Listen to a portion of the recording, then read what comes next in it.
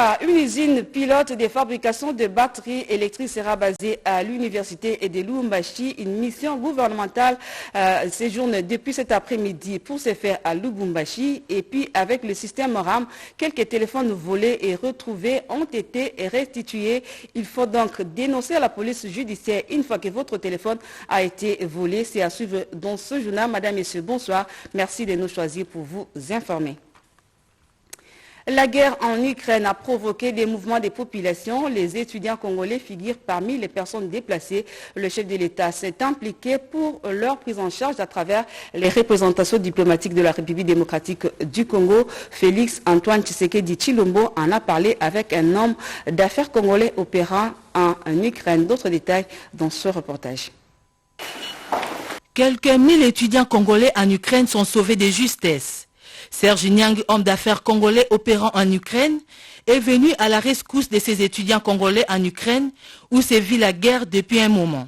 En bon père, le garant de la nation congolaise Félix Antoine Tshisekedi Tshilombo a reçu ce mardi 19 avril 2022 dans la soirée à la Cité de l'Union africaine, l'homme qui a réussi à sortir les étudiants congolais dans ces pays en guerre. Le président de la République Félix Antoine Tshisekedi a rassuré quant à son implication personnelle pour que tous ces étudiants poursuivent leurs études dans les universités de l'Union européenne qui les accepteront, mais aussi que leur prise en charge soit effective. Nous sommes venus pour déposer notre demande que le chef de l'État qu'il veille en pair pour ces étudiants-là, pour que ces étudiants, parce qu'ils veulent continuer leurs études, pour qu'on leur trouve les universités où ils vont continuer leurs études et aussi avoir le soutien du gouvernement congolais.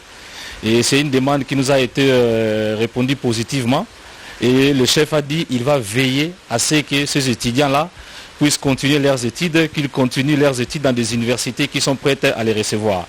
Ses compatriotes a sollicité auprès du chef de l'État le renforcement budgétaire et logistique de nos ambassades de l'Union européenne. La Roumanie, par exemple, a donné la position pour recevoir les étudiants congolais comme les étudiants ukrainiens. Et voilà pourquoi nous avons demandé qu'on renforce l'ambassade de la Roumanie, qui puisse avoir les moyens logistiques afin de faire ces démarches-là pour les Congolais. Il y en a 4 en Roumanie, mais si les 4 en Roumanie se retrouvent, tous les autres qui sont dans d'autres pays, ils peuvent aussi venir trouver les universités là-bas en Roumanie. Donc ça nous rend vraiment très fiers de comprendre que nous avons vraiment un père pour le moment. Ces étudiants congolais en Ukraine sont dispersés dans différents pays de l'Union européenne, notamment la Roumanie. Satisfait de cette rencontre avec le président de la République Félix Tshisekedi, l'homme d'affaires congolais opérant en Ukraine est sorti rassuré et fier d'un père déterminé à venir à la rescousse de ses enfants en détresse. Voilà une ordonnance dans ce journal. Il s'agit de l'ordonnance numéro 22/028 du 20 avril 2022 portant prorogation de l'état des sièges sur une partie du territoire national de la République démocratique du Congo. Vu la nécessité et l'urgence, le Conseil des ministres entendu ordonne, article 1er, est prorogé pour une période de 15 jours, prenant cours le 20 avril 2022, l'ordonnance numéro 21/015 du 3 mai 2021, telle que complétée à ce jour, portant proclamation de l'état des sièges sur une partie du territoire de la République démocratique du Congo. Article 2, sont abrogées toutes les dispositions antérieures contraires à la présente ordonnance. Article 3, le Premier ministre, le vice-premier ministre, ministre de l'Intérieur, Sécurité, Décentralisation et Affaires coutumières, le ministre d'État, le ministre de la Justice et Garde des Sceaux, ainsi que le ministre de la Défense nationale et anciens combattants sont chargés chacun en ce qui les concerne et de l'exécution de la présente ordonnance qui sort des effets à la date de sa signature, fait à Kinshasa le 20 avril 2022. Félix Antoine Tshisekedi Tshilombo, Jean-Michel Samalukonde et Kenge, premier ministre pour copie certifiée conforme à l'original le 20 avril 2022, le cabinet du président de la République, Guilain Nyembo Mbouiza, directeur de cabinet. Processus électoral en République démocratique du Congo, les États-Unis d'Amérique, la Belgique et la France sont prêtes à apporter leur assistance technique à la CENI. Les ambassadeurs de ces 3 pays ont échangé à ce sujet avec le président de l'Assemblée nationale. Bernard Baudou et Sylvie Moembo ont signé ce reportage. Après les émissaires de l'Union africaine et de l'Union européenne, le président de l'Assemblée nationale a poursuivi sans désemparer ses consultations avec les diplomates des principales chancelleries occidentales. Ils sont venus à l'invitation de Christophe Mbosoko Diapwanga, speaker de la Chambre basse du Parlement. Le président de l'Assemblée nationale congolais a échangé tour à tour avec Mike Hammer, Joe Indeke et Bruno Aubert, ambassadeurs respectivement des États-Unis d'Amérique, de Belgique et de France. Pour les diplomates Hammer, les États-Unis sont prêts à continuer à soutenir la démocratie, à travailler à son renforcement, à porter son assistance technique à la Commission électorale nationale indépendante dans l'objectif de s'assurer que les élections de 2023 seront meilleures que celles de 2018. Pour ce qui est de la réforme de la loi électorale en cours à l'Assemblée nationale, de son côté, Joe Indeke, ambassadeur du Royaume de Belgique en RDC, dit avoir échangé avec Christophe Mbosoko Diapwanga des évolutions des dernières journées du débat sur la loi électorale, laquelle est très importante pour la RDC car elle devra mener vers des élections libres, démocratiques, transparentes et inclusives et dans les délais constitutionnels. Par rapport à ces débats qui aura lieu à l'Assemblée nationale, la Belgique suggère la participation de tous les députés nationaux pour avoir une loi électorale qui garantit des élections libres, démocratiques et transparentes. Même son de cloche pour Bruno Aubert, ambassadeur de France en République démocratique du Congo, qui dit avoir échangé sur le processus politique. Un processus participatif, inclusif, transparent. Il appartient aux députés nationaux de statuer sur des questions plus précises sur la loi électorale et le souhait est que tous les députés soient partie prenante à cet exercice. On reste à l'Assemblée nationale pour vous dire qu'un projet de loi portant un régime de la protection de la propriété des droits fondamentaux des communautés locales et riveraines au site d'exploitation des ressources naturelles a été déposé ce mardi. L'initiateur, le député national Sylvain Kassereka, vise la protection des communautés et riveraines congolaises. David Moubenga nous en parle dans ce reportage.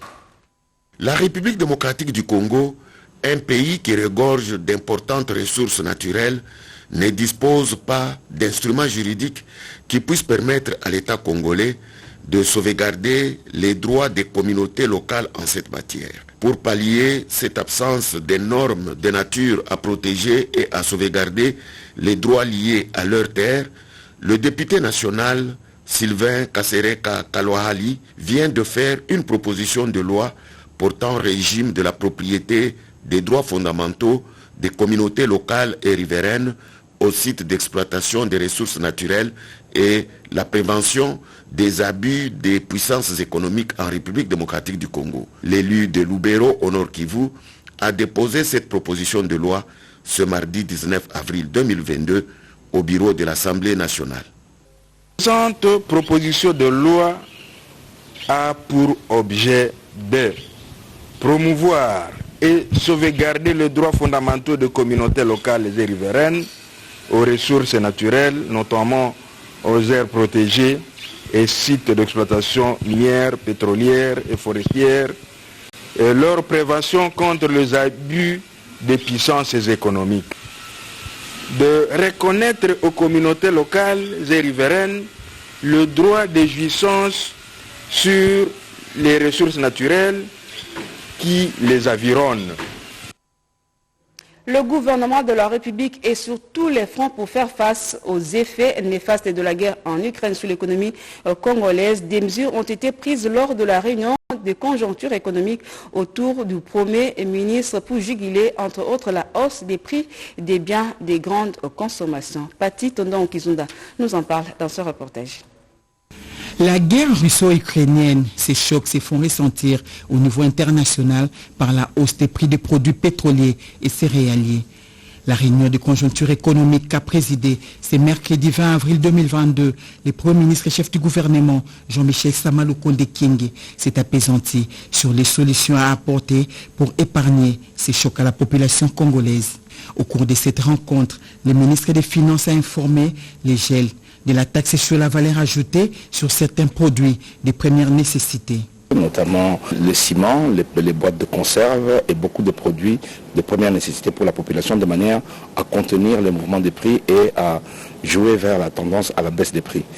La conjoncture économique a également reçu les rapports du ministre des Hydrocarbures concernant la situation du stock au niveau du pays qui est relativement bonne. Il faudrait qu'une décision soit prise rapidement pour s'adapter à la hausse des prix au niveau international dans la mesure où au mois de janvier on était plus ou moins à $80 le baril, maintenant on est autour de $110 le baril et les sociétés pétrolières auront difficile à suivre. Le Premier ministre lui a instruit de finaliser les discussions avec le secteur pétrolier et de voir la possibilité d'avoir des importations urgentes et constituer la réserve stratégique pour le pays, le travail qu'il est en train de finaliser. Toutefois, le taux d'échange est relativement stable, autour des 2003 francs congolais pour $1 américain. Je l'ai dit tantôt, un centre de fabrication de batteries électriques sera basé à l'université de Lubumbashi. Une délégation gouvernementale conduite par le ministre de l'Industrie se joint déjà sur place pour son installation. D'autres détails de la mission avec le ministre Julien Paluku. On l'écoute. C'est les lithium, les cobalt, les graphites, les manganèses, les nickel qui entrent dans la fabrication des batteries électriques et partant des voitures électriques. Et donc à la suite de ce business forum, il y a des recommandations qui avaient été formulées et aujourd'hui c'est la mise en œuvre. Nous sommes à Lubumbashi pour deux choses. La première chose, c'est de nous rencontrer avec tous les financiers du monde qui entrent dans la structuration financière des batteries électriques, à savoir Afrexim Bank, les gens de Catel, les gens de Tesla qui sont là pour que nous puissions mettre en œuvre ces véhicules financiers qui vont porter sur le financement de ces projets pilotes de batteries électriques en République démocratique du Congo et particulièrement à Lubumbashi qui va abriter la zone pilote. En deuxième lieu, comme vous le savez, c'est une nouvelle technologie qui demande à ce que nous recourions à une main-d'œuvre étrangère. Mais les chefs de l'État avec les chefs du gouvernement ont estimé que nous n'allons pas continuellement employer les gens qui viennent de l'extérieur. Voilà pourquoi les deux collègues sont avec moi, les ministres de la recherche scientifique, celui de l'enseignement supérieur, parce qu'ils ont conçu un modèle en créant un centre africain d'excellence, le premier centre en Afrique qui va former des experts dans la fabrication des batteries électriques. La session de mars-avril pour la bourse d'études en Europe dénommée Merci Fachi s'est clôturée le dimanche dernier. Plus d'une centaine d'enfants, des militaires mais également des policiers bénéficiaires de cette bourse ont quitté Kinshasa pour Chypre. Regardez. Plus d'une centaine d'enfants, des militaires et des policiers ont déjà quitté Kinshasa pour la République de Chypre dans l'est de la mer Méditerranée, bénéficiaires d'une bourse d'études dénommée Merci Fachi. Ce projet est le fruit d'un partenariat entre la Fondation Espace de Solidarité pour tous et ses partenaires avec quelques universités et institutions éducatives internationales. Pour la clôture les dimanches 17 avril 2022 de la session de mars-avril, les bilans de ces programmes réjouissent ses initiateurs. On envoie ces enfants pour avoir de l'expérience, avoir des grands diplômes, qu'on ait un peu une autre classe au fait, une autre classe qui peut amener de l'expérience ici. Le système à l'extérieur, c'est un système LM2. Donc, ils ont 4 ans pour terminer le graduat licence cumulé, et puis ils ont 2 ans pour terminer le master. Avant leur départ, ces jeunes étudiantes largement été sensibilisées sur notamment la responsabilité qu'ils ont de porter haut l'image du pays et celle de leurs parents. Bon, je suis content d'avoir obtenu ces bourses. En tant que fils d'un militaire, c'est une grâce aussi. Je remercie le chef de l'État et puis je remercie aussi nos parents qui nous ont soutenus de nous envoyer pour étudier. C'est une très belle initiative parce que aller étudier à l'extérieur de notre pays et revenir pour venir travailler ici, devenir de cadre dans notre pays, c'est quelque chose de très intéressant. C'est quelque chose qui se passe vraiment assez rare dans notre pays et du coup pour moi c'est, je peux dire c'est une grâce que j'ai trouvée à ses yeux. Le processus lancé devra se poursuivre car la prochaine session est annoncée pour juin 2022. Ceux qui seront enregistrés à la fin d'avril seront pour le mois de juin. Donc ça continue pour le mois de juin, pour le mois de septembre, octobre, novembre. Cette bourse, Merci Fachi, se présente donc comme une contribution significative dans l'accompagnement de la vision du chef de l'État dans les secteurs de l'éducation. Le ministre de l'Enseignement supérieur et universitaire a posé hier la première pierre de construction de l'université officielle de Mbuji-Mayi. Cette activité s'inscrit dans le cadre de la mission qu'il a effectuée dans cette partie du territoire national. Le commentaire est signé Edith Chala Yakatala. L'espace Grand Kasaï va disposer de l'une de ses plus grandes universités, l'université officielle de Mbuji-Mayi dans le Kasaï oriental. La première pierre de cet alma mater a été posée par Moïndo Nzangi, ministre de l'Enseignement supérieur et universitaire, en présence de tous les officiels de la province et les responsables de la conférence des chefs d'établissement de l'ESU dans cette partie du pays. Le ministre de l'Enseignement supérieur et universitaire a tenu à préciser que c'est une promesse du chef de l'État Félix Antoine Tshisekedi à la jeunesse de l'espace Kasaï qui va voir un début de concrétisation. Moi j'avais dans mes idées la construction de quelques auditoires. Et donc, on lui a présenté un schéma pour essayer de réhabiliter Ouangar et pour le rendre près des auditoires. Il a dit, je ne peux pas faire ça. Nous avons ajouté quelque chose d'autre pour lui demander d'améliorer. Il a dit, je ne peux pas faire ça. Amenez-moi quelque chose de potable qui doit ressembler à des universités à l'extérieur du pays. C'est ainsi donc que un bon plan a été conçu pour qu'ici, nous puissions construire la plus grande université jamais faite dans l'espace Kasaï. Le ministre Moïndo Nzangi Butondo est dans le Kasaï oriental pour lancer les travaux, mais aussi poursuivre sa caravane de sensibilisation sur l'arrimage au LMD de tous les systèmes congolais de l'enseignement supérieur et universitaire et la formation des professeurs. Des enseignements plus professionnalisants avec une vision de replacer l'université congolaise au top du classement africain des meilleures universités.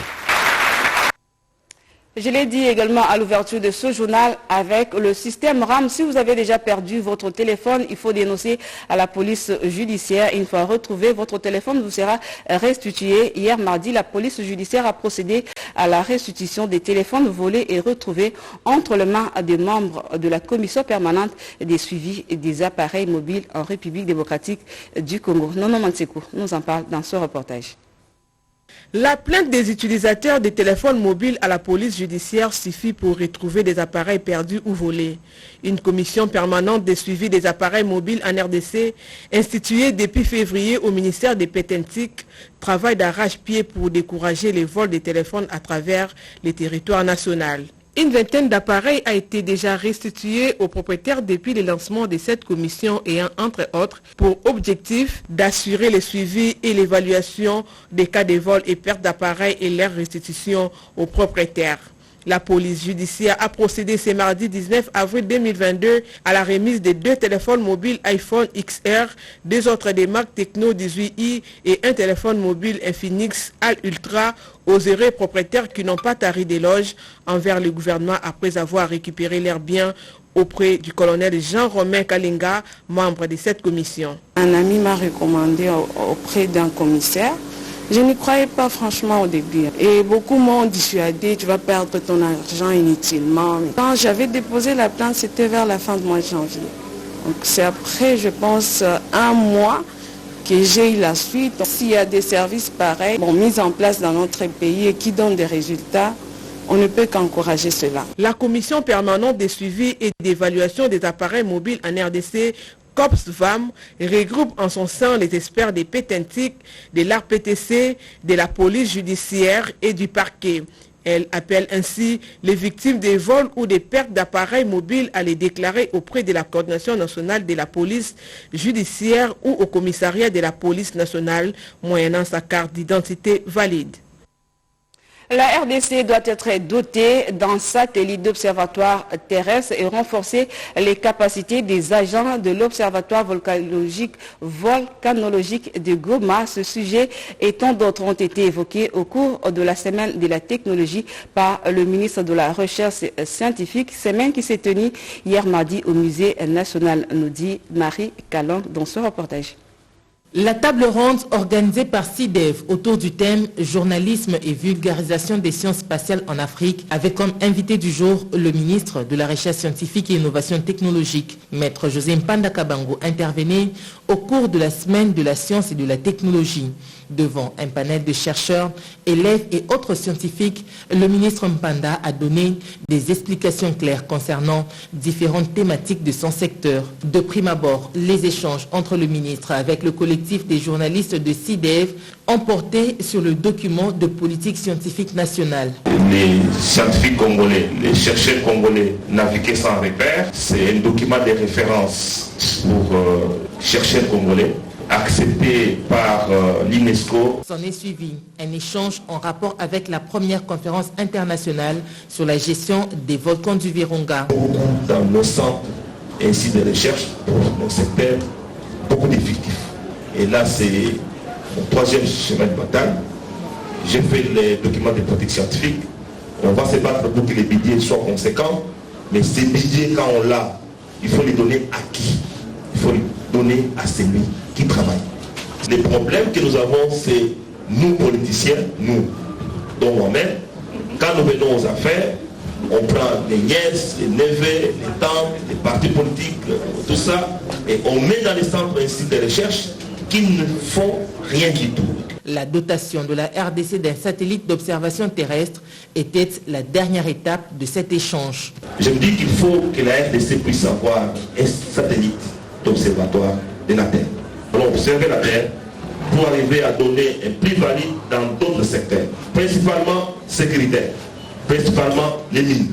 La visite d'Estonde, un moment où le ministre de la Recherche scientifique et innovation technologique, Maître José Mpanda Kabango, a pu découvrir le génie congolais à travers diverses expositions.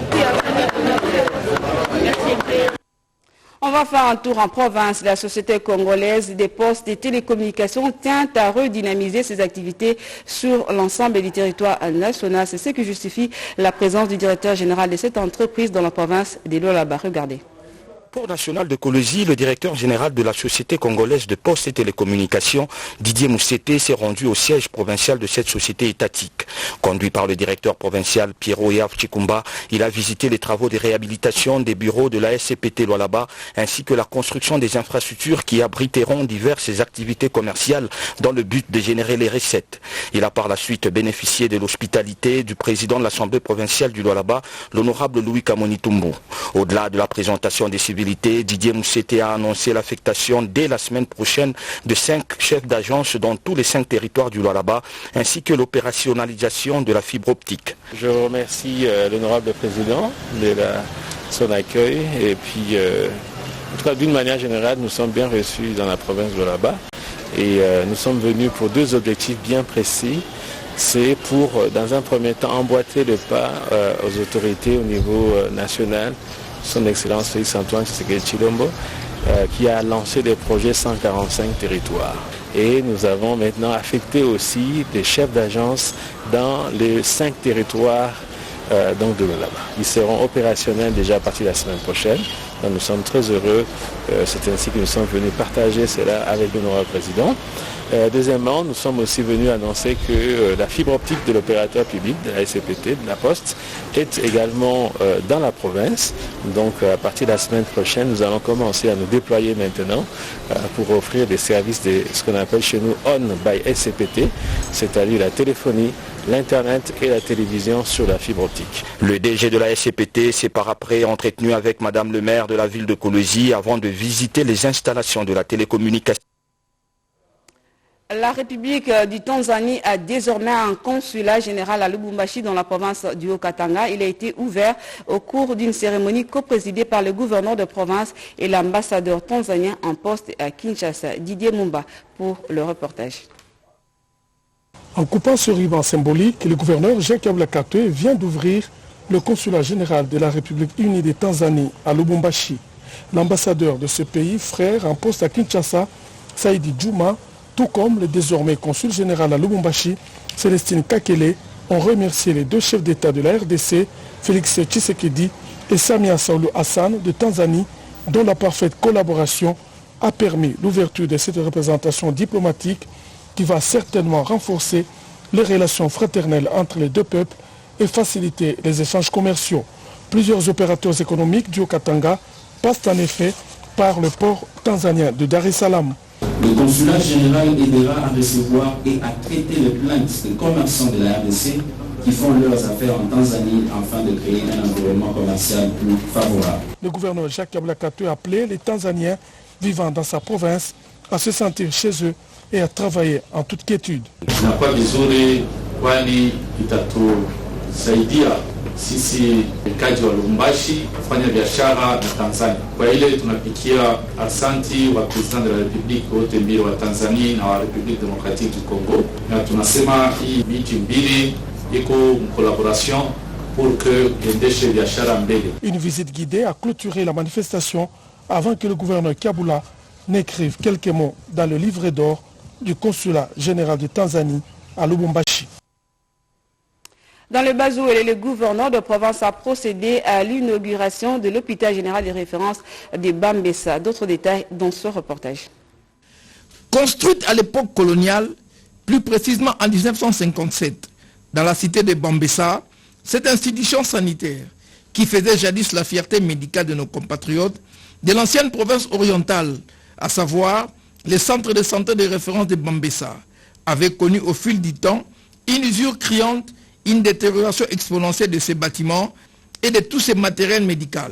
Cette désastreuse situation, qui faisait la rusée et la honte médicale du Bazouélé, n'a pas laissé indifférente l'honorable sénateur Papi Bazego, qui a initié et fait exécuter une série de travaux, de modernisation et de réhabilitation sur fonds propres de cette institution sanitaire par le biais de la fondation qui porte son nom. Quelques temps après la fin des travaux et en marge de la Journée mondiale de la santé, célébrée le 7 avril dernier, et celle de la lutte contre le paludisme qui interviendra le 23 avril prochain, cet élu des élus a procédé à l'inauguration officielle du centre de santé de référence de Bambessa. Une cérémonie intervenue en présence de toutes les autorités politico-administratives, médico-sanitaires, de la société civile du Bambessa et un panel d'autorités coutumières et traditionnelles qui salue cette belle action philanthropique teintée d'altruisme humain.